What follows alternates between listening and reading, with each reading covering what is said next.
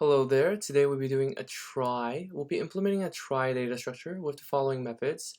Trie to construct a new instance of a trie. Add to add a new word to a trie. Exist to determine whether the word exists in the trie, and starts with to determine whether some words with the prefix p is in our list. So the way we're going to do this is through the regular trie node method. So what that is, let me just print it out here, pretty easy. So let's say we have the word apple. We're going to put A, then we're going to have children, so, and we have P, and so forth and so forth. We have P again, and so we, okay, let's just go all the way now that we're doing it anyways, right? So we have this daisy chain of apple. If we do a exist, we could find out that this particular item exists, but let's demarcate this part as end, and that way we know that it exists. And when we do starts with app, we don't have that as an existing item, but a starts with item. So in this case, we have 24 character children, 26 children possible. Like we have add, ADD, right? And so on and so forth, right? Here in this available to us, and this is also end. So that's simply the trie structure. I don't think there's more to go over there. But this requires us to have a O of k, the length of the word that's we're inserting, and the length of the word we're going to be searching for, and the prefix. Runtime. The savings would be in the space complexity. We'll be saving a lot of space because we'll be reusing a lot of characters over and over again. So it depends on the length of the character. That's the amount of space, theoretical space we're going to use. So suppose we have 26 characters, 26 characters long, a word. We would have a possibility of using, let's say, each particular word has 26 words, so 26 to 26 items. That's still comparatively few if we were to speed this up and use a set. If you use the set instead, we would have far more items in our set. Well, actually, it's exactly the same number of items if we use every single character, but we're not going to use every single character. So actually speaking, we're going to use fewer space, but you will find out that using a set is a one-time lookup, so which is much faster, and space is cheap nowadays, so might as well just use sets. But since this is an exercise, we're going to do the trie node first and find out how much faster it's going to be by using sets. First for existing words, and next for the prefix words. Alright, let's begin.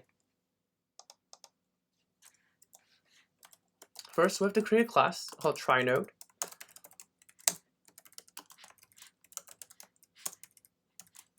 This is how you create a class. Self.children equals default dictionary. So what this does is that we're going to create a dictionary where if the value is found, then we can add to it. And if it's not found, that's fine too. We'll just represent a false when it's not found. So once that's done, we can create a self.root equals trie node. And let's begin adding. So we're gonna see the benefits of having this dictionary immediately. So let's say the current is equal self.root, and for character in string, we're going to add this So current is equal to current.children of C. So we're going to go to that item. And by going to that item, we create it.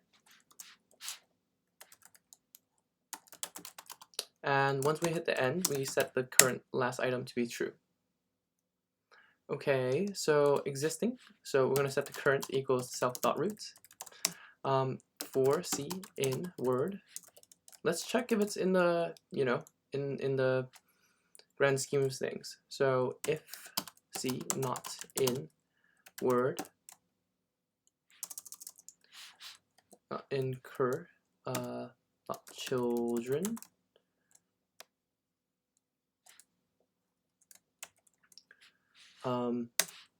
return false, else return cur.end.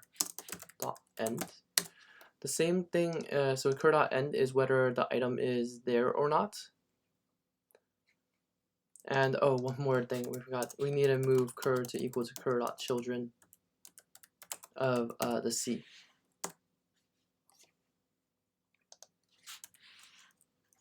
So once that's done, we can do for starts with cur equals self.roots. For C in P, the prefix, if C, in not in cur.children, return false. Otherwise, cur equals to children of C, and return the cur dot, well, just return true. That's it. That is all. Let's run it. Accepted. And perfect. True. Okay, so let's speed this thing up by self dot words equals set, and let's add words dot add the s, and instead of returning all of this, we'll just return, this is self dot words, return word in words, well, self dot words. All right, very good. So we'll run it. Very good. Submit. We see a very a generous increase here.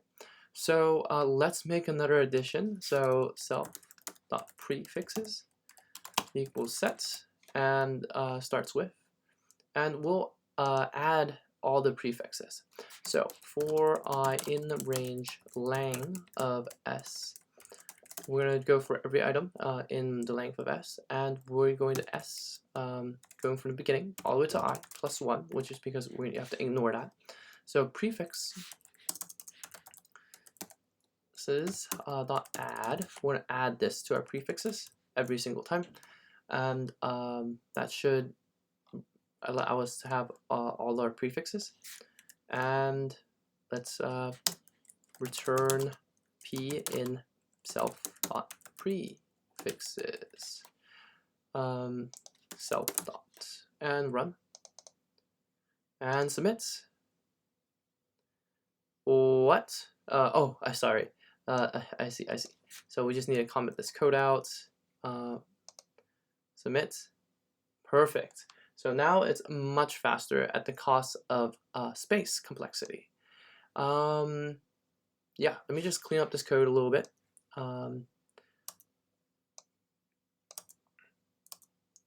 And as you can see, it is very clean.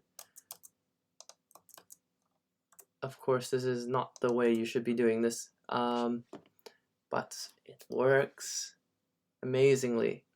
So that's the code for the O of 1 time, but you know, a lot of space is necessary for each particular item. And so I think that's all for this particular problem. Let me just return us back to our original state where we used the try method as well, so you can take a look at that without having to, oh, well, you know, false, true, without having to, you know, reverse the video. But that's all. Thank you very much for watching. If you enjoyed the video, please like and subscribe. And if you have any questions, please comment. I'll try to do my best to come take a look at it within the 3 months of posting. Yeah, please watch more videos. If you can find them in the link in the description below. And have a nice day.